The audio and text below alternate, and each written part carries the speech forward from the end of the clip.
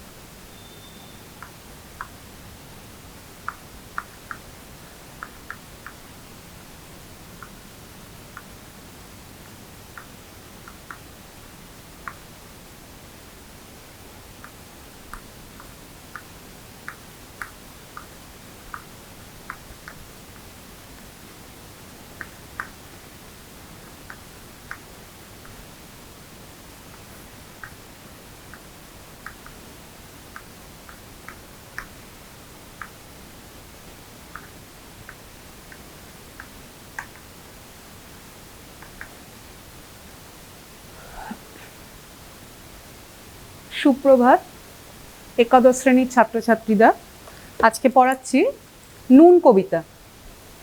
কবি জয় গোস্বামীর রচিত নুন।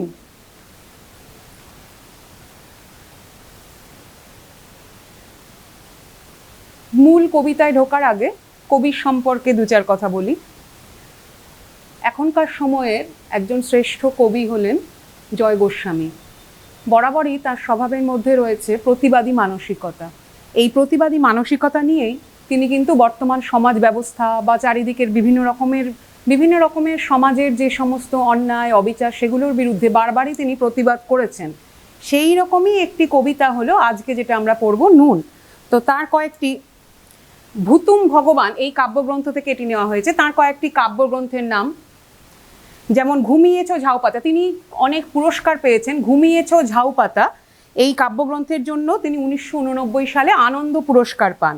তারপর বজ্র বিদ্যুৎ ভর্তি খাতা এর জন্য 1997 সালে পেয়েছেন বাংলা একাডেমি পুরস্কার।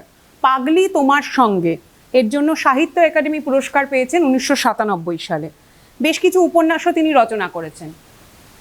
আজকের যে কবিতাটা, যারা বৃষ্টিতে ভিজেছিল, ক্রিসমাস ও শীতের সনের গুচ্ছ, ভুতুম ভগবান, এগুলো তার কয়েকটি বিখ্যাত কাব্যগ্রন্থ। আজকের যে কবিতাটা সেটা নেওয়া হয়েছে ভুতুম ভগবান এই কাব্যগ্রন্থ থেকে।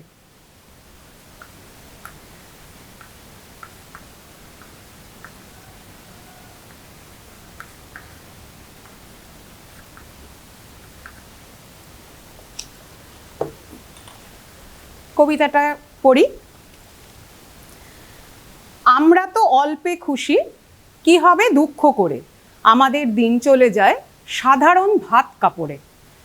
চলে যায় দিন আমাদের অসুখে ধার দেনাতে, রাত্রিরে দুভাই মিলে টান দিই গঞ্জিকাতে। সব দিন হয় না বাজার, হলে হয় মাত্রা ছাড়া, বাড়িতে ফেরার পথে কিনে আনি গোলাপ চারা। কিন্তু পুঁতব কোথায়, ফুল কি হবেই তাতে, সে অনেক পরের কথা, টান দিই গঞ্জিকাতে। আমরা তো এতেই খুশি, বলো আর অধিক কে চায়, হেসে খেলে কষ্ট করে আমাদের দিন চলে যায়। মাঝে মাঝে চলেও না দিন, বাড়ি ফিরি দুপুর রাতে, খেতে বসে রাগ চড়ে যায়, নুন নেই ঠান্ডা ভাতে। রাগ চড়ে মাথায় আমার, আমি তার মাথায় চড়ি, বাপ বেটা দুভাই মিলে সারা পাড়া মাথায় করি। করি তো কার তাতে কি, আমরা তো সামান্য লোক, আমাদের শুকনো ভাতে লবণের ব্যবস্থা হোক। এই হচ্ছে মূল কবিতা। প্রশ্ন উত্তর লেখার আগে বা বোঝার আগে কবিতাটা বারবার করে পড়তে হবে। বারবার তোমরা কবিতাটা পড়বে, আমি মানেটা বলে দিচ্ছি, প্রত্যেক লাইনের অর্থ বলে দিচ্ছি, তারপরে এর সারমর্ম বা সারাংশ সবই বলবো। আমরা তো অল্পে খুশি, আমরা এখানে কবি এখানে আমরা মানে উত্তম পুরুষেই কবিতাটা লিখেছেন। উত্তম পুরুষ মানে কি আমি বা আমরা। পুরুষ তিন রকমের হয়, ছোটবেলায় হয়তো ব্যাকরণে তোমরা সবাই হয়তো কেন সকলেই পড়েছো ছোটবেলাতে, যেমন সে বা তারা, আমি আমরা, তুমি তোমরা, এই হচ্ছে তিন ধরনের পুরুষ। প্রথম পুরুষ, মধ্যম পুরুষ, উত্তম পুরুষ। আমি আমরা উত্তম পুরুষ, প্রথম পুরুষ সে বা তারা এগুলি, আর মধ্যম পুরুষ হচ্ছে তুমি তোমরা তোমাদের এগুলো। তো এখানে আমরা বলতে কবি এখানে আমরা বলতে শুধু যে তার নিজের কথাই বলেছেন তা কিন্তু না, তিনি এখানে সমস্ত গরিব দুঃখী দিনমজুর শ্রমজীবী মানুষ, যারা গরিব দুঃখী মানুষ, তাদের কথাই তিনি এখানে আমরা বলে বলেছেন।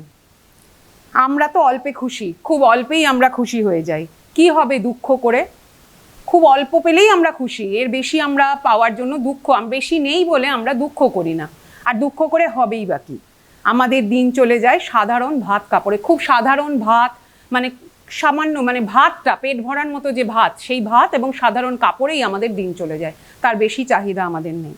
চলে যায় দিন আমাদের অসুখে ধার দেনাতে, দিন তো কেটেই যায় নিজের মতো, কিন্তু যখন অসুখ হয়, ধার দেনা করতে হয়, তখনও কোনো রকমে দিন কাটাই আমরা। রাত্রিরে দুভাই মিলে টান দিই গঞ্জিকাতে, গঞ্জিকা হচ্ছে নেশা, গাঁজা, গঞ্জিকা মানে গাঁজা। দু ভাই, এখানে দু ভাই বলতে যে কেবলমাত্র দু ভাই, আমি এবং আমার ভাই, কবি এবং কবির ভাই, এরকম আমরা সবসময় ভাবতে পারি না। কবিতাটা যখন আরও পড়বো, ব্যাখ্যাটা পড়বো, তখন দেখতে পাবে এখানে দু ভাই বলতে দুই ভাইকেও বোঝানো যেতে পারে, যে কবি এবং তার ভাই যদি তোমরা এইভাবে ভাবো, অথবা যে কোনো যিনি বলছেন কথক, যিনি কথক, এখানে কবি না বলে আমি কথক বলি, যার মুখের জবানিতে কবিতাটা লেখা হয়েছে, তিনি এবং তার ভাই, দুই ভাই মিলে রাত্রিবেলা গাঁজায় টান দেয়, অর্থাৎ নেশাগ্রস্ত হয় তারা। সব দিন হয় না বাজার, তারা শ্রম করে, শ্রমজীবী মানুষ, যেদিন যেমন রোজগার করে সেই মতো তাদের বাজার হয়। যদি রোজগার না থাকে সেরকম, তাহলে বাজারটাও হয় না, হলে হয় মাত্রা ছাড়া। আবার যেদিন প্রচুর রোজগার হয় সেদিন আবার মাত্রা ছাড়া বাজার করে, ভাবেই না যে এত বাজার করে কি লাভ আছে, তারা মাত্রাতিরিক্ত বাজার করে। বাড়িতে ফেরার পথে কিনে আনি গোলাপ চারা, যেদিন একটু হাতে টাকা পয়সা থাকে সেদিন তারা যা তাদের প্রয়োজন সেটার বাইরেও তারা কিন্তু গোলাপ চারা কিনে আনে, অর্থাৎ তারা বিলাসিতাও করে। কিন্তু পুঁতবো কোথায়, কিনে তো নেয় গোলাপ চারা, তারপর সেটা দেখা যায় বাড়ি এসে সেটা পোঁতার মতো জায়গা নেই, মানে তাদের আশ্রয়টুকুই শুধু আছে, মাথার উপর সামান্য আশ্রয়, কিন্তু তারপর বিলাসিতা করার মতো সেই যে গোলাপ চারা সেটাকে পুঁততে হবে, সেটার জন্য কিন্তু পুঁতবো কোথায়, অর্থাৎ পুঁতবো যে গোলাপ চারাটা, সেই পোঁতার মতো জায়গাই তো নাই, সেটা তাদের কেনার সময় মাথায় থাকে না, কিনে নেয়। একটু বিলাসিতা করার ইচ্ছা হয়েছে, হাতে টাকা পয়সা আছে, কি করব, গোলাপ কিনে আনি। বিলাসিতা, শখ, শৌখিনতা সবারই তো ইচ্ছা করে, ফুল কি হবেই তাতে। তারপর সেই যে গোলাপ চারাটা আনলাম, সেটা পোতারই তো জায়গা নেই, পরে বুঝতে পারলাম। তারপরে যদিও বা পুঁতলাম, তারপর সেটাতে যে ফুল হবে, ফুল হওয়ার জন্য যে তার যে চাহিদাটুকু, সেই চারা গাছটাকে যত্ন করতে হবে, পরিচর্যা করতে হবে, সময় দিতে হবে, সেই জিনিসটুকুও তো আমরা দিতে পারবো না, তাহলে ফুল কি করে হবে, ফুল কি হবে তাতে, সেটাও একটা তাদের মনের মধ্যে প্রশ্নচিহ্ন রেখে যাচ্ছে। সে অনেক পরের কথা, আদৌ ফুল হবে কিনা সেটা তো অনেক দিন পরের কথা, পরে বুঝতে পারবো যে আদৌ ফুল হবে কিনা। টান দিই গঞ্জিকাতে, আপাতত সব কিছু ভুলে যাই, নেশা তো করি, গঞ্জিকায় গাঁজায় টানটা দিই, সব দুঃখ কষ্ট চিন্তা ভাবনা সেসব আবার পরে হবে। আমরা তো এতেই খুশি, বলো আর অধিক কে চায়। এই যে সাধারণ ভাত কাপড়, আমরা ভাত পেলে, পরিধানের কাপড় জুটলে, তাতেই আমরা খুশি। একটু কোনোদিন হাতে টাকা এলো, গোলাপ চারা কিনে আনলাম, রোজগার করলাম, বাজার করে আনলাম, তাতেই আমরা খুশি। এর বেশি আমাদের আর কিছু চাই না, এর বেশি চাওয়ার দরকারও নেই আমাদের। হেসে খেলে কষ্ট করে আমাদের দিন চলে যায়। আমরা এই যে এত কষ্ট করেই আমাদের দিন চালাচ্ছি, তার মধ্যেও কিন্তু আমরা হাসতে জানি, তার মধ্যেও আমরা খেলতে জানি। হেসে খেলে অর্থাৎ জীবনকে উপভোগও করি, আবার যখন কষ্ট হয় তখন সেই কষ্টটাকেও আমরা সহ্য করে নিই, কিন্তু দিন আমাদের ঠিক কেটেই যায়। মাঝে মাঝে চলেও না দিন, আবার ঠিক পর মুহূর্তেই বলছেন কথক বলছেন মাঝে মাঝে চলেও না দিন, অর্থাৎ দিন তো নিজের গতিতে চলেই যাবে। আজকে দিন আসলো, দিনটা চলেই গেল, সেই দিনটা যেমনই হোক, কষ্টেরই হোক বা আনন্দেরই হোক, দিনটা তো চলেই যাবে। কিন্তু মাঝে মাঝে চলেও না দিন, অর্থাৎ যখন খুব কষ্ট হয় তখন মনে হয় এই দিনটা যেন আর কাটছে না। যখন আমাদের সুখের দিন মনে হয় যেন সেই দিনটা তাড়াতাড়ি কেটে গেল। কিন্তু যখন কষ্টটা সবারই অভিজ্ঞতা আমাদের, যে যখন কষ্টের দিন তখন যেন দিনটা কাটতেই চায় না, তখন যেন দিনটা অতিরিক্ত দীর্ঘ বলে মনে হয়। সেটাই বলছেন মাঝে মাঝে চলেও না দিন। যখন খুব কষ্ট হয়, যখন রোজগার থাকে না, বাজার করতে পারি না, হয়তো পেটের ভাতটাই জোগাড় করতে পারলাম না, তখন যেন দিন কাটতে চায় না। বাড়ি ফিরি দুপুর রাতে, সারা দিন রাত প্রচুর পরিশ্রম করে বাড়ি ফিরতে ফিরতে অনেক রাত হয়ে যায়। খেতে বসে রাত চড়ে যায়। তারপরে যখন সেই প্রচণ্ড খিদে নিয়ে খেতে বসি, তখন নুন নেই ঠান্ডা ভাতে, তখন প্রচণ্ড রাগ হয়ে যায়। সারাদিন পর ফিরলাম, প্রচণ্ড কষ্ট করে রাত দুপুরে ফিরলাম, ফিরে এসে খেতে বসলাম, অথচ খেতে বসে কেন রাগ হয়ে গেল? কারণ ঠান্ডা ভাতটা তো পেলাম, ভাতের পাশে একটু সামান্য নুন নেই। একটু ভাতও আমরা পেতে খেয়ে নিতে পারি, যদি সামান্য পাতে একটু নুন থাকে, কিচ্ছু দরকার হয় না, সামান্য একটু নুন দিয়েই আমরা দিব্যি সুন্দর ভাত খেয়ে নিতে পারি, অথচ সেই নুনটারই জোগান নাই। তখন মাথায় একদম রাগ চড়ে যায়, প্রচণ্ড রেগে যাই। রাগ চড়ে মাথায় আমার, আমি তার মাথায় চড়ি, অর্থাৎ আমার মাথায় যখন রাগ চড়ে যায় আমিও আবার সেই রাগের মাথায় চড়ি, অর্থাৎ প্রচণ্ড রেগে যাই। এই কথাটার মানে হচ্ছে আমি প্রচণ্ড রেগে যাই, আমি বা আমরা যাই হোক না কেন, বাপ বেটা দু ভাই মিলে সারা পাড়া মাথায় করি, গোটা পাড়া। তখন আমরা বাপ বেটা বা দুই ভাই যাই থাকি না কেন, আমাদের সেই সম্পর্কের রসায়নটা বা সম্পর্ক যেটা দুই ভাই বা বাবা ছেলে যাই হোক না কেন, তারা দুজনে মিলে আমরা প্রচণ্ড রেগে গিয়ে রাগারাগি করে গোটা রাত দুপুরে গোটা পাড়া মাথায় করি। পাড়ার লোকজন যে ঘুমাচ্ছে, বিশ্রাম নিচ্ছে, সেগুলো আর আমাদের রাগ হলে কিচ্ছু মাথায় থাকে না, চিৎকার করে গোটা পাড়া মাথায় করি। আর যদি সেই রাগটা করি, তাতে কার কি? আমি তো আমার নিজের বাড়িতে নিজের ঘরের মধ্যে চিৎকার করছি, আমার নিজের কোনো অসন্তোষের কারণে সেই অসন্তোষটা আমরা প্রকাশ করছি। তাতে যদি পাড়ার লোকের কোনো রকমের অসুবিধা হয়, কোনো বিঘ্ন ঘটে, তাদের সুখের বা ঘুমানোর সময়টার অসুবিধা হয়, তাতে আমাদের পাত্তা দেওয়ার কোনো দরকারই নেই, আমরা তাতে পাত্তাই দিই না। কারণ আমার ঠান্ডা ভাত, রাত দুপুরে পরিশ্রম করে এসেছি, ঠান্ডা ভাত, সেই ভাতের পাশে যখন লবণ নেই, কেউ কি সেই লবণের যোগান দিয়েছে? বা কেউ কি সেই জিনিসটা আমার কিসের জন্য কষ্ট হলো তার খোঁজ নিয়েছে? তাহলে আমি কেন তাদের সুবিধা অসুবিধার খোঁজ নিতে যাব? সেই জন্য আমরা দুই ভাই বা বাপ বেটা যাই হোক না কেন, দুজনের পারস্পরিক যে সম্পর্ক সেটা ভুলে যাই। যখন আমাদের এমনিতেও আমরা অনেক সময় কি হয়, রাগ যখন হয় তখন কিন্তু আমরা চারপাশের পারিপার্শ্বিক অবস্থা, কে আমার পাশে আছে, কার উপর রাগ দেখাচ্ছি, সেগুলো অনেক সময় আমরা ভুলেই যাই। সব মানুষের ক্ষেত্রে নয়, অনেক মানুষ এমন হয় যে রাগের চোটে কোনো কিছু মাথায় থাকে না, তখন চিৎকার করে গোটা পাড়া রাত দুপুরে মাথায় করে একদম পাড়ার লোকের শান্তি ভঙ্গ করি। কিন্তু এই যে করি আমরা অশান্তি, তাতে আমাদের কিচ্ছু যায় আসে না, তাতে আমরা পাত্তাই দিই না যে কার কি অসুবিধা হলো, কে হলো, কি হলো না হলো। কারণ আমার অসুবিধা হয়েছে, আমার রাগের কারণ ঘটেছে, সেই রাগের বহিঃপ্রকাশ আমি এইভাবেই করি তো কারটাতে কি? আমরা তো সামান্য লোক, আমাদের রাগেও কারো কিছু যায় আসে না, আমাদের দুঃখেও কারো কিছু যায় আসে না, আমার যে ভাতের পাশে নুন নেই তাতেও কারো যায় আসে না, আমাদের খোঁজ কেউ রাখে না। আমরা ভীষণ সাধারণ লোক, সামান্য লোক, কোথাও কোনো কিছুতে আমাদের কোনো খবর ছাপাও হবে না, কোথাও লেখাও থাকবে না আমাদের দৈনন্দিন দুঃখ কষ্টের কথা। আমার দুঃখ আমাকেই মেটাতে হবে। আমাদের শুকনো ভাতে লবণের ব্যবস্থা হোক। শুধু কবিতার শেষে এসে আমাদের একটাই দাবি, সেটা হচ্ছে আমাদের কিচ্ছু চাই না, আমাদের দিনের পর সারাদিনের পর পরিশ্রমের পর রাত্রিবেলা যখন আমরা ভাত খেতে বসবো, তখন সেই ঠান্ডা ভাতে লবণের ব্যবস্থা হোক। গোটা কবিতাটার নামও হচ্ছে নুন, কিন্তু কবিতাটার শেষে এসে সেই নুনটাকে, নুন আর লবণ একই জিনিস, নুনটাকে কবি সেখানে লবণ দিয়ে শেষ করলেন। কেন করলেন বা কি ব্যাপার, সেটা আমরা আস্তে আস্তে আসছি। তাহলে আমাদের একটাই দাবি কবিতার শেষে আমরা জানালাম, আমরা সাধারণ মানুষের একটা দাবি, আমরা সমাজের কাছে, সমাজের শাসক শ্রেণীর কাছে, সবার কাছে আমাদের একটাই চাহিদা, একটা দাবি আমরা জানিয়ে রাখছি, সেটা হচ্ছে আমাদের শুকনো ভাতে লবণ, সাধারণ খুব সামান্য একটা জিনিস, সেইটুকুর আমাদের ব্যবস্থা হোক। আমরা নিশ্চিন্তে শান্তিতে আমরা থাকবো, অন্য লোকজনেও শান্তিবিঘ্ন করব না। এই হলো গোটা কবিতার আক্ষরিক অর্থ আমি বললাম, লাইন বা প্রত্যেক শব্দের প্রত্যেক লাইনের অর্থ আমি তোমাদের বললাম। এবার আমরা পড়বো কবিতাটা, বলবো কবিতাটার মানে মানে মানে সারাংশ বা সারমর্মটা এবার আমরা আলোচনা করব।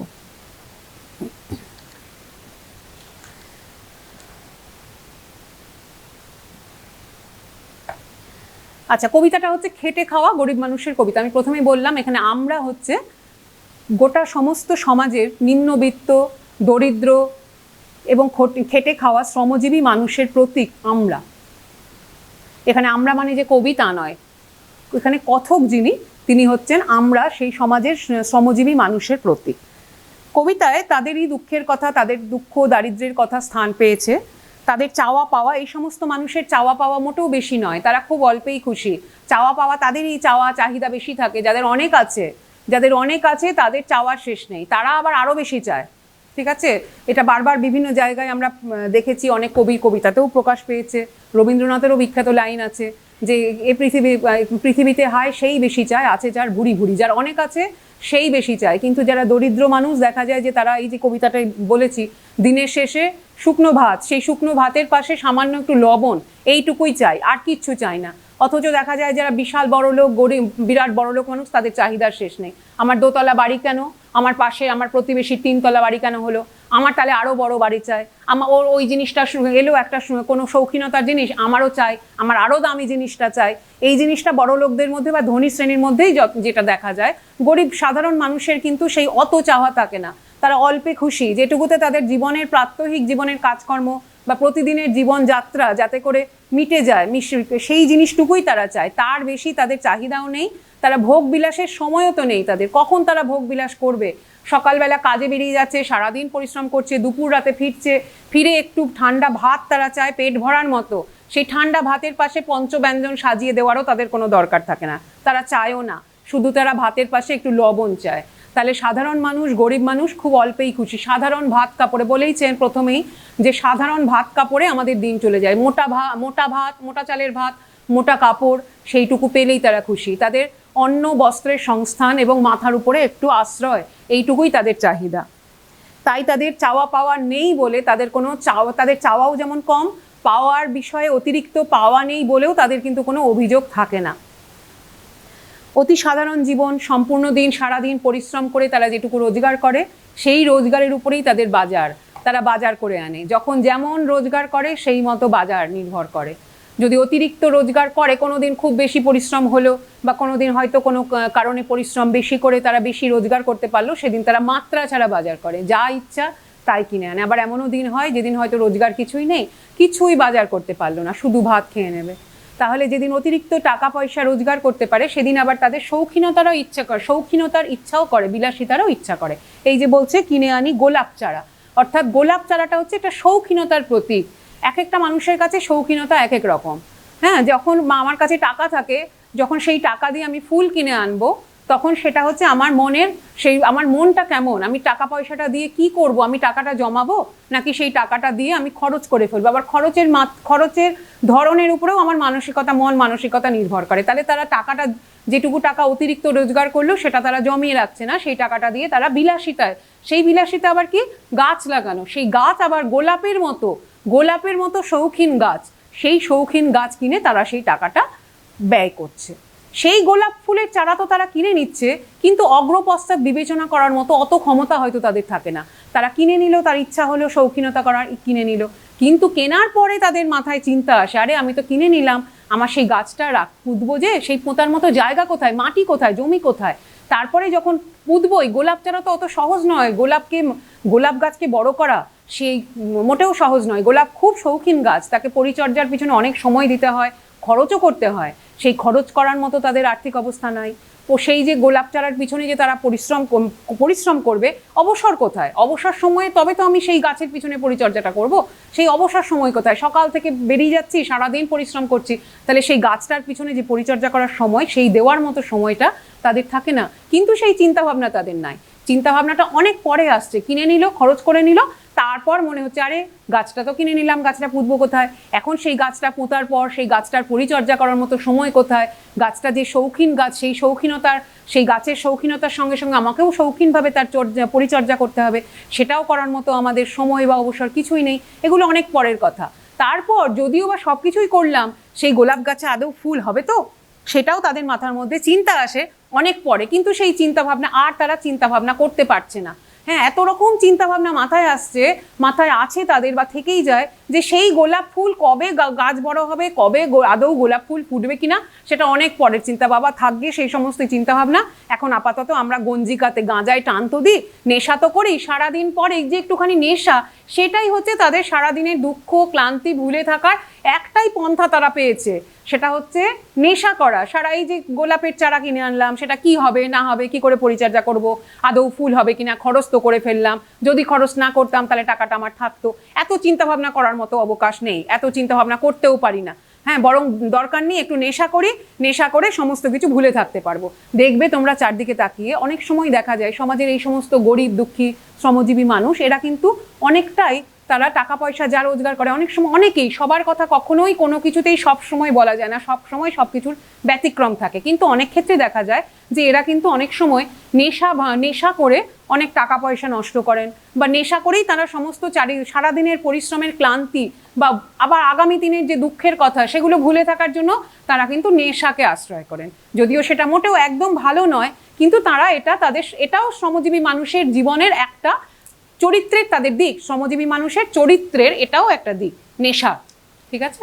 এবং সেই নেশাটা মোটেও কোনো ভালো নেশা নয়। এখানে যেমন বলা হচ্ছে গঞ্জিকাতে গাঁজায় টান দিই, এটা একটা নেশা। সবাই যে গাঁজাতেই টান দেবে এমন নয়, এটা একটা প্রতীক। নেশার একটা দিকের কথাই এখানে উল্লেখ করা হয়েছে।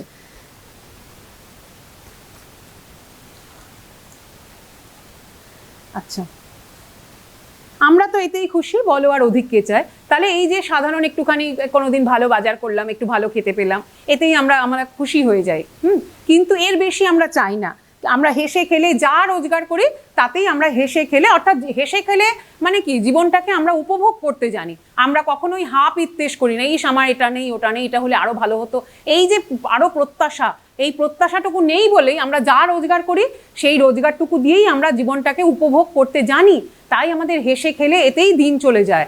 আবার যখন অসুখ হয়, কষ্ট হয়, তখন কিন্তু খুব কষ্ট, যখন আমরা রোজগার সেরকম থাকে না, হয়তো অনেক দিন খেতে পেলাম না, বা হয়তো কোনো গুরুতর কোনো অসুখ হলো, তখন ধার করতে হয়, দেনা করতে হয়, সেটা আবার শোধ করতে হয়, সেটা আবার এক্সট্রা একটা বোঝা, মানে অতিরিক্ত একটা বোঝা ঘাড়ের উপর চাপে। কারো কাছ থেকে ধার দেনা করলাম, সেটা আবার শোধ করতে হবে। কেমন করে শোধ করব? যে পরিশ্রম, উদয়াস্ত পরিশ্রম আমরা করি, তারপরেও আরো পরিশ্রম আমাকে করতে হবে, করে সেটা তো আমাকে শোধ করতে হবে। সেটা একটা অতিরিক্ত কষ্ট আমাদের ঘাড়ের উপর চাপে। তখন সেইভাবে আমাদের দিনটা কিন্তু চলে না, অর্থাৎ দিনটা চালানোটা অত্যন্ত দায় হয়ে যায়। দিনের পর দিন যে আসে, দিনের পর দিন চলেও যায়, কিন্তু খুব কষ্ট করেই দিন চলে। সেই জিনিসটাই এখানে বলতে চেয়েছেন, যে কখনো আমরা দিন চালাই হেসে খেলে, অর্থাৎ জীবনটাকে যা আছে তাই দিয়ে উপভোগ করে দিন চালাই, আবার কখনো কষ্ট করে, অর্থাৎ অতিরিক্ত যখন কোনো কষ্ট আসে, ধার দেনা হয়, অসুখ বিসুখ হয়, তখন কষ্ট করে। কিন্তু দিন তো চলেই যায়। সেই দিন চলে যাওয়ার মানে ধরনটা বিভিন্ন রকম। যখন কোনো কষ্ট নেই, তখন আমরা বেশ সুন্দর হেসে খেলে উপভোগ করেই দিন কাটাই। আর তখনও আমরা যেমন ইত্তেশ করি না, সেরকম যখন কষ্ট করে দিন চালাতে হয়, তখনও কিন্তু আমরা, অন্যের কাছে প্রত্যাশা তো কিছু নেই, কারণ আমি জানি যে আমার যেটা রোজগার, আমাকে যেটা করতে হবে সেটা আমাকে করতেই হবে। আমার যদি কষ্ট হয়, অসুখ বিসুখ হয়, তখনও আমাকেই সেটার উপশমের রাস্তাটা, বা সেটার রাস্তা কি করে আমি সেই রাস্তাটা খুঁজে বের করব, কষ্টটা কাটিয়ে দেওয়ার মতো, সেটাও আমাকে খুঁজে বের করতে হবে। আবার যখন কষ্ট নেই, তখনও সেটাকে উপভোগ করার মানসিকতাটাও আমাকেই রাখতে হবে। কাজেই আমরা কারুর কাছে কিছু প্রত্যাশা রাখি না। সারাদিন পরিশ্রম করার পর যখন মাঝে মাঝে এমন হয় দুপুর রাতে বাড়ি ফিরি, তখন একটাই জিনিসে আমাদের রাগ হয়, যখন আমরা সাধারণ ভাত খেয়ে একটু সেই সাদা ভাতটা ঠান্ডা করকরে ভাত, সেটাও আমরা পেটে ঢুকিয়ে নিতে পারি, কিন্তু ভাতের পাশে কিচ্ছু চাই না, একটু আলু সেদ্ধ বা সবজি সেটাও চাই না, ঝোল চাই না, মাছ চাই না, কিছু চাই না, একটু ভাতের পাশে কি চাই? লবণ চাই। সেই লবণটাও যদি না থাকে, এইটুকুই আমাদের চাহিদা, অর্থাৎ আমাদের চাহিদাটা কত কম। এই লবণটুকু বলে কবি বলতে চাইছেন যে আমাদের চাহিদাটা এত কম। গরিব মানুষ, সাধারণ মানুষ, শ্রমজীবী মানুষের চাহিদা এত কম, কিন্তু সেই চাহিদাটাও কিন্তু অনেক সময় সমাজ তাদেরকে দিতে পারে না। সমাজ যখন তাদেরকে এই সামান্য চাহিদাটুকু পূরণ করতে পারে না তাদের, তখনই কিন্তু তারা বিদ্রোহ করে, তারা বিদ্রোহ করে, সমাজের বিরুদ্ধে বিদ্রোহ করে, কিন্তু তারা এতই দুর্ভাগা, এতই অভাগা যে তাদের সেই মানে তাদের সেই যে চাহিদাটা, সেই যে তাদের সামান্য লবণ, সামান্য একটু চাহিদা, সেই চাহিদাটুকুও কিন্তু কোথাও লেখা থাকে না। তাদের সেই চাহিদাটা, তাদের দাবিটা, সেই জন্য তাদের হয়ে আজকে কবি এই কবিতায় তাদের সামান্য চাহিদাটুকু কবি এখানে বলতে চেয়েছেন। আমরা তো সামান্য লোক, সাধারণ লোক, আমাদের কোথাও লিখে রাখার কোনো দরকার নেই, কোথাও লেখাও হয় না, কোথাও কিছু প্রকাশিতও হয় না, কেউ জানে না, কেউ পাশে আমাদের দাঁড়ায় না। আমাদের হয়ে যে কেউ সমাজের কাছে, সমাজ ব্যবস্থার কাছে বা শাসকের কাছে আমাদের হয়ে যে কেউ দাবি দেওয়া জানাবে, তা নয়। তারাও জানায় না, আমরাও চাই না যে আমাদের, বা আমরা জানি যে আমাদের হয়ে কেউ চাইবে, কিছু চাইবে না কারুর কাছ থেকে। আমাদের সেই জন্য নিজেদের চাহিদাটা নিজেদেরকেই পূরণ করতে হবে, নিজেদের দাবিটা নিজেদেরকেই জানাতে হবে। সেই দাবিটুকু হচ্ছে খুব সামান্য। লবণ তো একটা প্রতীকের কথা। লবণ মানে যে শুধু একটা সেই লবণ, গুঁড়ো গুঁড়ো সাদা গুঁড়োটা, সেই গুঁড়োটুকুই শুধু যে আমাদের, মানে সেই লবণটুকুই যে এখানে চাহিদা বলতে সেই লবণের কথাই কবি বলতে চাইছেন তা কিন্তু নয়। অর্থাৎ লবণ একটা প্রতীক। লবণের, এই লবণের মতো সাধারণ জিনিস, সামান্য একটা জিনিসের প্রতীকের মাধ্যমে কবি বলতে চাইছেন যে এই সমস্ত গরিব দুঃখী খেটে খাওয়া মানুষগুলোর চাহিদাটা কত সামান্য। খুব সামান্য চাহিদাটা এখানে কবি লবণের প্রতীকের মাধ্যমে তাদের দাবিটা এখানে প্রকাশ করা হয়েছে। এখানে আমরা বলতে পারি গোটা কবিতাটায় নুন নুন বলার পরে শেষে কেন লবণ বলা হলো। অর্থাৎ গোটা এই কবিতাটাকে আমরা বলতে পারি এটা কিন্তু চোখের জলে, আমাদের চোখের জলটা কিন্তু নোনা জল, চোখের জলটা নোনা, নোনতা স্বাদ। কিন্তু এখানে কখনোই সেই যে যিনি বা যে বা যারা কথক, তারা কিন্তু নিজেদের চোখের জলে, কখনোই চোখের জলে ভেসে কবিতাটা লেখেননি। কবিতার মধ্যে দেখো নুন বলা হয়েছে ঠিকই, কিন্তু নোনতা জলের স্বাদ কবিতাটার মধ্যে আমরা পাচ্ছি না। তারা কখনো কান্নাকাটি করছে না, চোখের জল ফেলছে না। তাদের যতই কষ্ট হোক, অসুখ হোক, ধার দেনা হোক, তা একবারও কবিতাটার মধ্যে তোমরা কি দেখতে পাচ্ছ যে তারা চোখের জল ফেলছে? তাদের দুঃখ দারিদ্র জানানোর জন্য সমাজের কাছে, শাসক শ্রেণীর কাছে তারা তাদের চোখের জলের মাধ্যমে তাদের বেদনা প্রকাশ করছে না।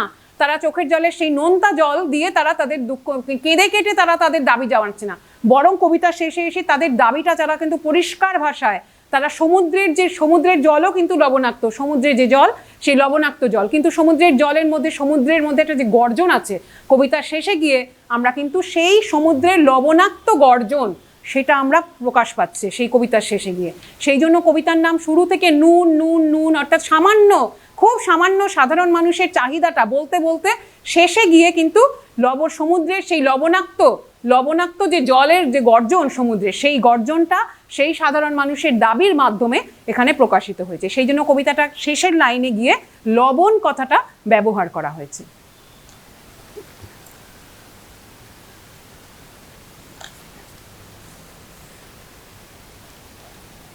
কবিতাটার মধ্যে শ্রমজীবী বঞ্চিত মানুষের জীবন যন্ত্রণা প্রকাশিত হয়েছে।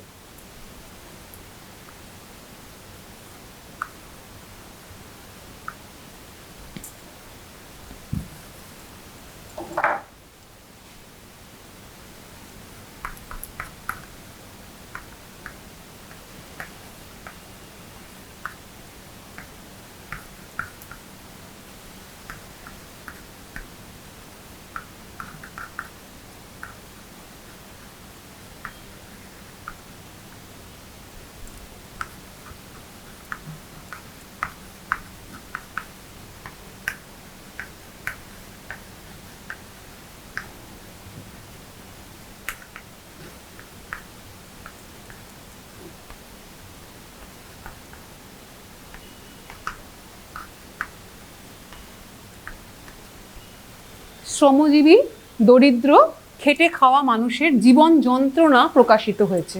অর্থাৎ তারা যে খুব দুঃখ করেই, এখানে যিনি কথক তিনি বা তাঁরা, আমরা দিয়ে যেহেতু শুরু হচ্ছে তাই তাঁরাই বলছে, তাঁরা তাদের জীবনের যে প্রত্যেক দিনের যে কষ্ট, জীবন যন্ত্রণা, সেটা কিন্তু এখানে তারা প্রকাশ করেছেন। সেই জীবন যন্ত্রণাটাই এখানে প্রকাশিত হয়েছে। দেখো কবিতার মধ্যে যখন বলা হচ্ছে আমরা তো অল্পে খুশি, এই যে অল্পে খুশি অর্থাৎ এই সাধারণ গরিব দুঃখী, সমাজের গরিব দুঃখী নিম্নবিত্ত মানুষ, তারা তাদের নিজেদের কথাই এখানে প্রকাশিত হয়েছে। অল্পে খুশি হওয়াটা তাদের কিন্তু এখানে বাধ্যবাধকতা। তারা অল্পে খুশি কেন?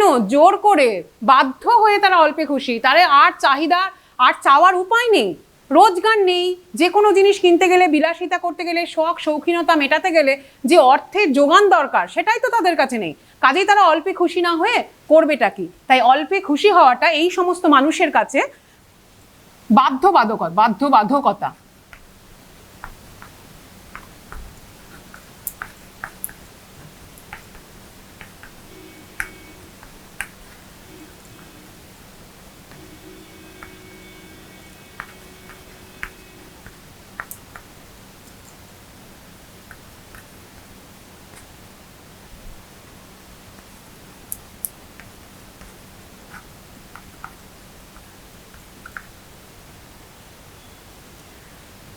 দুঃখ মুক্তির কোনো উপায় নেই, তাই জন্যই তাদের যা হচ্ছে জীবনে সেটা যেমন করে দিন দিন যেমনভাবে সকাল হচ্ছে, যেমনভাবে কেটে যাচ্ছে সেটা মেনে না নিয়ে উপায় নেই বলেই তারা অল্পে খুশি এবং তারা সেই জিনিসগুলোকে মেনে নিতে বাধ্য হয়। জীবনে তাদের কাছে জীবনের এই যে চাহিদা সেটা না মেটাটা, এই জিনিসটা তাদের ভবিতব্য। চলে যায় দিন আমাদের অসুখে, আচ্ছা, চলে যায় দিন আমাদের অসুখে ধার দেনাতে। তাদের ভালো থাকার অর্থাৎ এখানে চলে যায় দিন আমাদের অসুখে ধার দেনাতে, অর্থাৎ তাদের কাছে ভালো থাকার এখানে কোনো ইঙ্গিত নেই, বরং ক্ষতবিক্ষত হয়ে চলে যায় দিন আমাদের।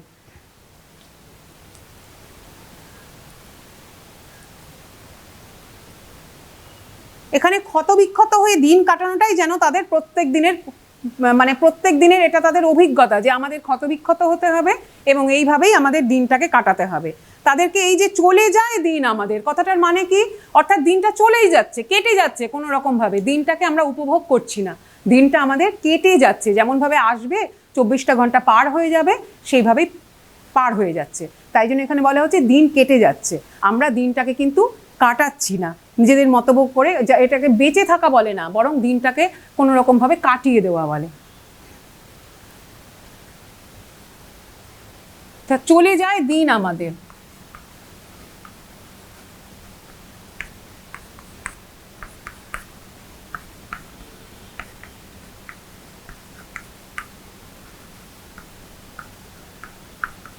এটা কি, এটা চলে যায় দিন আমাদের মানে হচ্ছে দিনটাকে আমরা বাঁচি না, মানে আমরা সেভাবে উপভোগ করে বাঁচি না, দিনটাকে কোনো রকমে কাটিয়ে দিই। আচ্ছা, বাড়িতে ফেরার পথে কিনে আনি গোলাপ চারা। গোলাপ চারাটা কিসের প্রতীক? গোলাপ চারা এর আগেও আমি বললাম তোমাদের, গোলাপ চারা হচ্ছে শখ শৌখিনতার প্রতীক, কিন্তু এখান থেকে তাদের কি মানসিকতা, কিন্তু পুঁতবো কোথায়? আচ্ছা, এখানে গোলাপ চারা হচ্ছে শখ এবং বিলাসিতার প্রতীক, কিন্তু পুঁতবো কোথায়? ফুল কি হবেই তাতে, সে অনেক পরের কথা। তাহলে কি, আমরা কিনে নিলাম শখ মেটানোর জন্য একটা জিনিস কিনে নিলাম, আজকে আমি অনেক রোজগার করেছি, কিছু অতিরিক্ত, অনেক মানে অতিরিক্ত কিছু রোজগার করেছি, যাতে আমাদের প্রাত্যহিক যে ভাতটুকু, সেই ভাতের পাশে লবণের জোগাড়টুকু হয়ে গেছে। এরপর যেটুকু টাকা, আবার আজকে একটু বেশি রোজগার করেছি বলে একটু বেশি মাত্রা ছাড়া বাজারও করেছি, তারপরেও যদি হাতে কিছু টাকা থাকে সেই টাকাটা দিয়ে একটু বিলাসিতা করেছি, কি করেছি, গোলাপের চারা কিনে এনেছি। কিন্তু কিনে তো নিয়েছি, তার অগ্রপশ্চাৎ বিবেচনা করার মতো মানসিকতা নাই। হ্যাঁ, অগ্রপশ্চাৎ বিবেচনা করে টাকাটুকু যেটুকু রোজগার করলাম সেটা যদি একটু জমিয়ে রাখি, এটাও কিন্তু গরিব, এই সমস্ত শ্রমজীবী মানুষের তাদের চরিত্রের একটা দিক, যে তারা একদিক বিবেচনা, একদিকটা দেখে। কিরকম, যেটুকু রোজগার করলাম হাতে টাকা থেকে গেল, আজকেই টাকাটা শেষ করে দিই, টাকাটা যদি আমি আজকে জমিয়ে রাখি, আবার কালকে যদি একটু অতিরিক্ত হয় বা এই রোগ অসুখ হচ্ছে বা যখন প্রয়োজন পড়ছে, টাকা থাকছে না, তখন যদি আমাকে আশেপাশের মানে কোনো না কোনোভাবে আমাকে ধার দেনা করতে হচ্ছে, সেই ধারটাও তো শোধ করতে হবে। যদি আমি অতিরিক্ত টাকা থাকে, টাকাটাকে একটু সঞ্চয় করার চেষ্টা করি, কিন্তু সেই মানসিকতা হয়তো এদের নেই। সেই মানসিকতাটা না থাকার ফলে দেখা যাচ্ছে অনেক সময় কষ্টটা আরও বেশি বোঝা হয়ে ঘাড়ে চেপে বসে। সেই জন্য এখান থেকে এই একটা দিকও বোঝা যাচ্ছে যে তারা হাতে যেটুকু অতিরিক্ত টাকা থাকছে সেটা দিয়ে তারা শখ মেটানোর জন্য, মানে সাময়িক বা তাৎক্ষণিক শখ মেটানোর ব্যবস্থা করছেন, কিন্তু সেই শখটা যে আরও দিন গেলে ভবিষ্যতে সেই শখটা আদৌ, যে শখের জন্য তারা সেই শখটা তাৎক্ষণিক শখ মেটানোর ব্যবস্থা করলেন, সেটা যে ভবিষ্যতে সত্যিকারেরই সেই শখটা মিটবে সেটা কিন্তু তারা বিবেচনা করেন না। অর্থাৎ গোলাপ চারাটা সেই তাৎক্ষণিক শখ মেটানোর একটা প্রতীক তাদের কাছে, যেটা দিয়ে তারা ভাবেন যে হ্যাঁ কিনে আনছি, ফুল হবে, খুব সুন্দর দেখতে হবে, কিন্তু সেই গোলাপ, তারপরে বাড়ি ফিরে তারা বুঝতে পারছেন আরে সেই শখটা মেটানোর মতো কোনো রকম উপযুক্ত ব্যবস্থাই তো আমার নেই। প্রথমত মাটি নেই, তারপরে সেটাকে পরিচর্যা করার সময় নেই, সেই শৌখিনতা মেটানোর জন্য যে অর্থ খরচ করতে হবে তার পিছনে সেটাও দেওয়ার মতো তাদের ব্যবস্থা নেই। তারপর অনেক দূরে সেই শখটা কিন্তু তাৎক্ষণিক যে গোলাপ চারাটা কিনে আনলাম সে কিন্তু সঙ্গে সঙ্গে আমাকে ফল দিচ্ছে না, সেই শখটা মেটানোর জন্য আমাকে আরও অনেক দিন অপেক্ষা করতে হবে, অনেক দিন অপেক্ষা করার পর হয়তো তাতে ফল ফলবে, কিন্তু মানে ফুল ফুটবে, কিন্তু সেই দীর্ঘদিন অপেক্ষা করার মতো সেই মানসিকতাও তাদের নেই। অর্থাৎ তারা এখনই যেটা খরচ করলো, এখনই যদি সেটার ফুল ফুটতো, অর্থাৎ ফলটা তারা পেতো, তবেই তাদের শখটা তারা বুঝতো যে হ্যাঁ আমার শখটা মিটলো, কিন্তু সেই দীর্ঘদিন অপেক্ষা করার মতো মানসিকতাও তাদের কিন্তু থাকে না। টান দি গঞ্জিকাতে, যাই হোক না কেন, টান দি গঞ্জিকাতে এখানে কথাটা ব্যবহার করেছেন কেন, যে যাগ্গে যা হয় হোক গে, মানে ভবিষ্যতের অত দূরের কথা চিন্তা ভাবনা করার মতো মানসিকতা তাদের থাকে না। তারা এই মুহূর্তে সমস্ত দুঃখ দারিদ্র বেদনা ভুলে থাকার জন্য তারা নেশার দিকে তারা মন দেন। হ্যাঁ, এটাও একটা দিক তাদের। মাঝে মাঝে চলেও না দিন, এখান থেকে কি বোঝানো যাচ্ছে? মাঝে মাঝে চলেও না দিন, এখান থেকে বোঝা যাচ্ছে এই সমস্ত গরিব দুঃখী শ্রমজীবী মানুষের যে অর্থনৈতিক অনিশ্চয়তা, সেটাকে এখানে বোঝানো হয়েছে।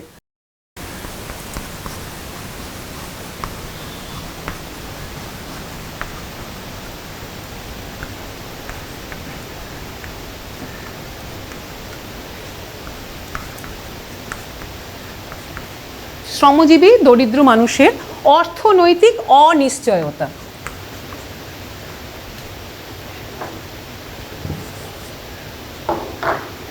আচ্ছা, করি তো কার তাতে কি, এখান থেকে তাদের কি মানসিকতা বোঝা যাচ্ছে? এখান থেকে বোঝা যাচ্ছে তাদের যে প্রাত্যহিক চাহিদা, সেই চাহিদাটা যখন মেটে না তখন তারা কিন্তু প্রচণ্ড রেগে যান, এবং সেটাই একটা আউটবার্স্ট, অর্থাৎ সেটারই রাগে, সেই যে ভেতরে জমে থাকা প্রচণ্ড দিনের পর দিন যে একটা আগুন যে জমা হচ্ছে তাদের মনের মধ্যে, সেই আগুনটার বিস্ফোরণ যখন হয় তখন তারা কিন্তু সেটা হচ্ছে তাদের ভেতরে জমে থাকা সেই ঔদ্ধত্যের বহিঃপ্রকাশ, যেটা দিয়ে তারা কাউকে পাত্তা দিতে চান না। তারা কাউকে পাত্তা দিতে চান না, অর্থাৎ কার তাতে কি, আমি তো আমার নিজের ঘরে করছি, আমার যে যন্ত্রণা হচ্ছে সেই যন্ত্রণার বহিঃপ্রকাশ এটা, অন্য কেউ কি সেই যন্ত্রণাটা মিটিয়ে দেওয়ার জন্য আসছেন? অর্থাৎ তাদের যে দিনের পর দিন কষ্ট সহ্য করার মানসিকতা, সেটা আস্তে আস্তে জমতে জমতে তাদের মধ্যে এমন একটা বারুদ হয়ে জমে যায়, সেই বারুদটা যখন বিস্ফোরণ হয় তখন তারা কিন্তু কাউকে পাত্তা দিতে চান না। সেটাই বলছেন করি তো কার তাতে কি, এটা তাদের ভেতরের একটা ঔদ্ধত্যের বহিঃপ্রকাশ এই কথার মধ্যে দিয়ে।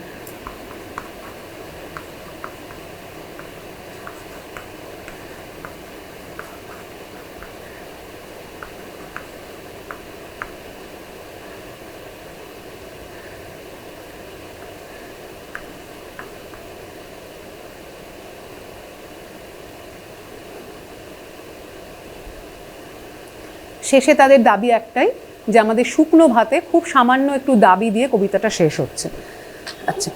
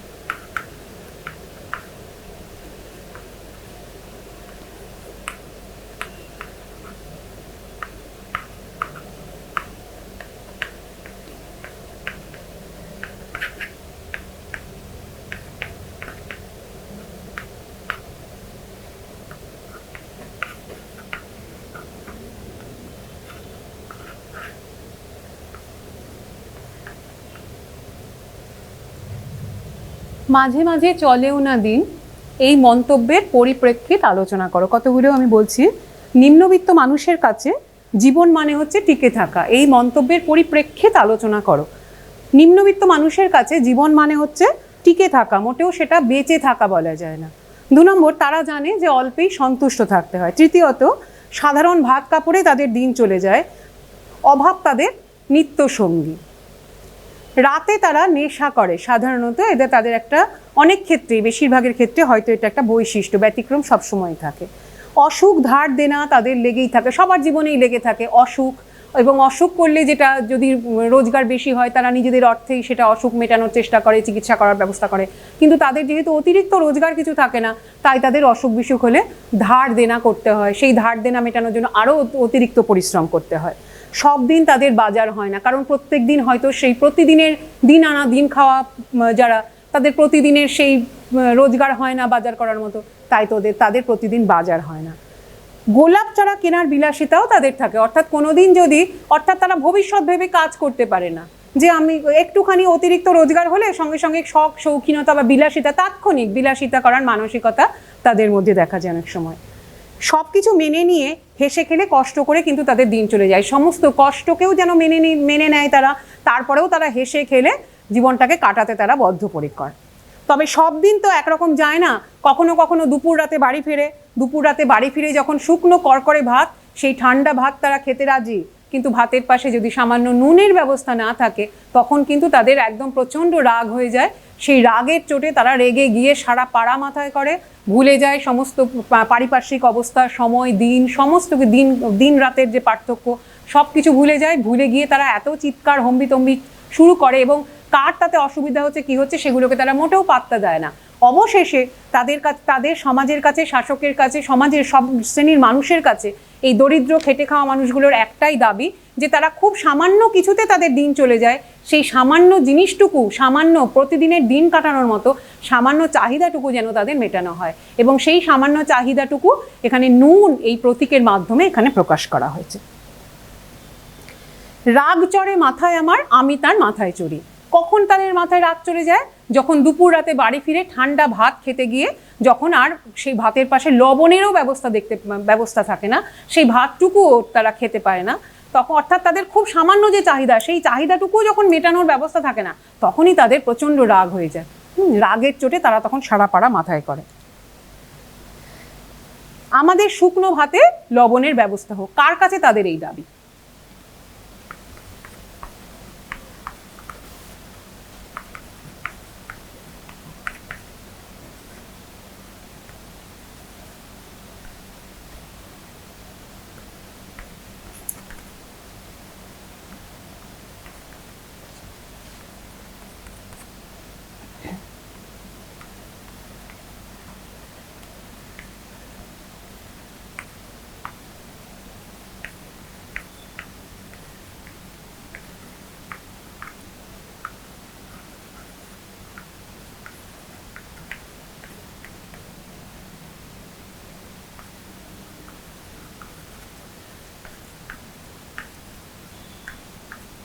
আমাদের শুকনো ভাতে লবণের ব্যবস্থা হোক, কার কাছে দাবি?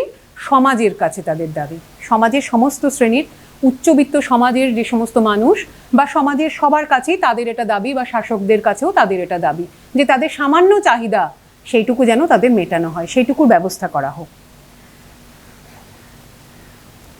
আচ্ছা, কেন এই দাবি তিনি জানিয়েছেন? কথক এখানে কার হয়ে এই দাবিটা জানিয়েছেন? সমস্ত গরিব দরিদ্র শ্রমজীবী মানুষের প্রতিনিধি হিসাবে কথক এখানে এই দাবিটা কবিতার মাধ্যমে জানিয়েছেন।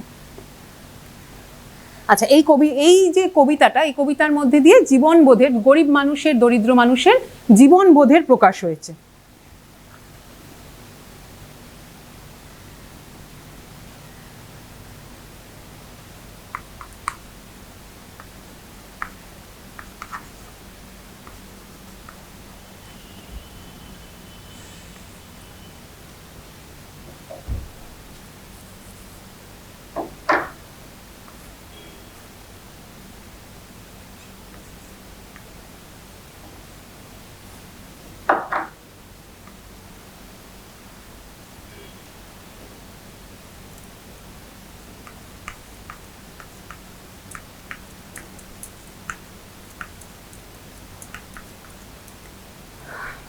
গরিব দরিদ্র শ্রমজীবী মানুষের জীবনবোধের প্রকাশ কিভাবে হয়েছে? 1 নম্বর, আমরা তো অল্পে খুশি, অর্থাৎ গরিব সাধারণ মানুষরা খুব অল্পেই খুশি হয়, তাদের অতিরিক্ত কিছু চাহিদা থাকে না। 2 নম্বর, চলে যায় দিন আমাদের, অর্থাৎ তাদের দিন চলেই যায়, কেটে যায়, তারা জানে যে তাদের এই যে দিনটা, এটাকে কোনো রকমে কাটিয়ে দেওয়া, অর্থাৎ বেঁচে থাকা না। বেঁচে থাকার জন্য আমাদের শুধু সাধারণ একটু সাদা ভাতের পাশে লবণ, এইটুকু হলেই যে আমাদের দিন চলে যায় তা না, এটা তো দিন কেটে যাচ্ছে কোনো রকমে।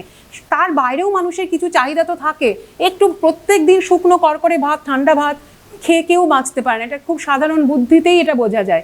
তাই জন্য তারা বলছে আমরা এত অল্পে খুশি, মোটা ভাত, মোটা কাপড়, ঠিকই আছে, দিন চলে যাচ্ছে, কিন্তু এটাকে দিনটাকে চলে যাওয়া বলে, কাটিয়ে দেওয়া বলে, এটাকে দিনটাকে বেঁচে থাকা বলে না। 3 নম্বর, টান দিই গঞ্জিকাতে, অর্থাৎ প্রত্যেক দিনের প্রাত্যহিক দুঃখ, কষ্ট, অভাব, অভিযোগ এগুলো ভুলে যাওয়ার জন্যই তারা কিন্তু গঞ্জিকাতে টান দেয়, অর্থাৎ নেশার খপ্পরে পড়ে। এই নেশাগ্রস্ত হওয়াটাও কিন্তু তাদের কাছে তাদের জীবনের একটা ঋণাত্মক, খারাপ দিক আর কি, হ্যাঁ, নেগেটিভ দিক যাকে বলা যায়। সব দিন হয় না বাজার। তাদের জীবনের একটা এমন একটা দিক হচ্ছে, তারা প্রত্যেক দিন ভালো যদি রোজগার না করে তাহলে প্রতিদিন বাজার করতে পারে না। আবার এক একদিন এমন হয় যে অতিরিক্ত জিনিস কিনে নেয়, অতিরিক্ত রোজগার হলো, তখন অতিরিক্ত বাজার করে নেয়। এই যে একটু আগে আমি বললাম, তারা ভবিষ্যৎ ভেবে কাজ করে না, সেই জন্য তখন অতিরিক্ত বাজার করে নিচ্ছে। সেই বাজারটা আদৌ কাজে লাগবে কিনা, আবার শখ মেটানোর জন্য গোলাপ চারাও কিনে নিচ্ছে। সেটা যে দীর্ঘমেয়াদী একটা ব্যবস্থা, গোলাপ চারার শখটা যে তাৎক্ষণিক শখ পূরণ হবে না, সেটা যে দীর্ঘমেয়াদী একটা ব্যবস্থা, দীর্ঘদিন পরে যে শখটা মিটবে, সেটাও তারা কিন্তু সঙ্গে সঙ্গে চিন্তা ভাবনা করতে পারে না। গোলাপ চারা এখানে তাদের বিলাসিতার ইচ্ছা, কিন্তু সেটা একটা দীর্ঘ সময় ব্যাপী। সেই দীর্ঘ সময় পর যে তাদের সেই শখটা মিটবে, সেটা তারা সঙ্গে সঙ্গে ভাবে না।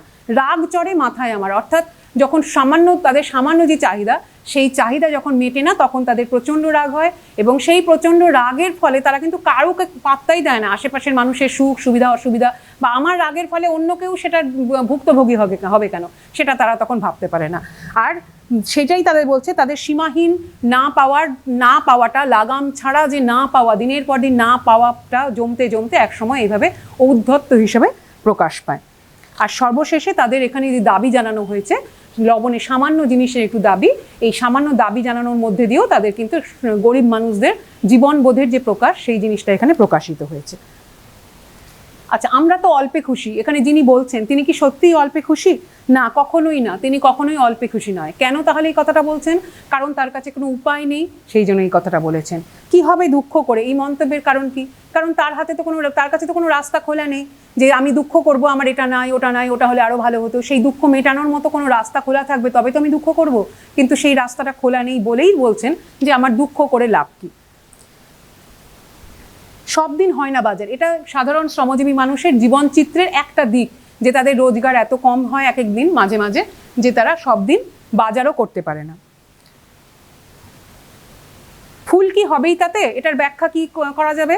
যে এটা তো একটা দীর্ঘমেয়াদী ব্যবস্থা, জায়গার অভাব আছে প্রথমত, দ্বিতীয়ত শৌখিন চারা, গোলাপ চারা, সেটা বাঁচবে কিনা তার ঠিক নেই, তৃতীয়ত এর পিছনে যে প্রচণ্ড পরিচর্যা করতে হবে, খরচও করতে হবে, বা সময় দিতে হবে, সেই অবসর বা সময় বা শৌখিনতার মানসিকতা কিছুই নেই। দীর্ঘদিন পরে যে ফুল ফুটবে, সেটা আদৌ ফুটবে কিনা সেটা তাদের কাছে জানা নেই। হ্যাঁ, এই যে দীর্ঘমেয়াদী যে চিন্তা ভাবনা করার অবকাশ, বা অনেক দিন পরে কি হবে, সেটা তারা ভাবনা চিন্তা করতে পারে না। পরিচর্যা করার মতো সময়, অবসর বা দীর্ঘমেয়াদী পরিকল্পনা, ধৈর্য, যত্ন নেওয়ার মানসিকতা, এগুলো সব কিছুই এই শ্রমজীবী, এই সমাজের এই খেটে খাওয়া মানুষের এই দিকের মধ্যে, তাদের মধ্যে এটার অভাব দেখা যায়। এই সংশয়ের মতো তাদের জীবনটাই আসলে, এই যে এখানে বলা হয়েছে ফুল কি হবেই তাতে, এর তাৎপর্যটা কি? এটা হচ্ছে এই যে যেমন তারা ভাবছে ফুল হবে কিনা ভবিষ্যতে, তাদের জীবনটাও কিন্তু আসলেই এইভাবে সংশয়ে ভরা এবং অনিশ্চয়তায় ভরা। গরিব মানুষের অনিশ্চয়তা এবং সংশয়ে ভরা জীবন এখানে এই বক্তব্যের মাধ্যমে তুলে ধরা হয়েছে। কবি শুধু এখানে নুনের চাহিদাকেই তুলে ধরেছেন কেন? কারণ গরিব মানুষের চাহিদা অত্যন্ত কম, তাদের শুধু শুকনো ভাতে নুন হলেই তারা খুশি, ঠান্ডা ভাতে নুনটুকু পেলেই তারা খুশি হয়ে যায়, তার বাইরে সেটুকু না পেলে তারা রেগে যায়। তাহলে কেন? কি এখান থেকে কি বোঝাচ্ছে? অর্থাৎ এখান থেকে বোঝা যাচ্ছে তাদের চাহিদা এত কম, সেই চাহিদাটুকু নিয়েই তারা খুশি, তারা তার বেশি কিছুই চায় না। অথচ সেই চাহিদাটুকু যদি সমাজ তাদের সামনে এনে দিতে না পারে, তখন কিন্তু তারা নিজেদের মধ্যে ধরে রাখতে পারে না, তাদের সেই রাগের বহিঃপ্রকাশ তারা বিভিন্নভাবে ঘটিয়ে ফেলে। আজকে এই পর্যন্ত, আবার পরে দেখা হবে। ভালো করে তোমরা পড়বে, কবিতাটা আগে ভালো করে পড়বে, তারপরে মানেগুলো বুঝবে। আমার ফোন নাম্বারটা লিখে দিচ্ছি, যদি আমরা ক্লাসে যখন পড়াই, ছাত্রছাত্রীদের সঙ্গে সামনে দেখা হয়, তারা বুঝতে না পারলে প্রশ্ন করে। হ্যাঁ, তোমরাও কিন্তু সেই প্রশ্ন করতে পারো, ফোন নাম্বার লিখে দিচ্ছি। কোনো সময় অসুবিধা হলে, কিছু জিজ্ঞাসা থাকলে অবশ্যই প্রশ্ন করবে, উত্তর দেওয়ার চেষ্টা করবো সাধ্যমতো।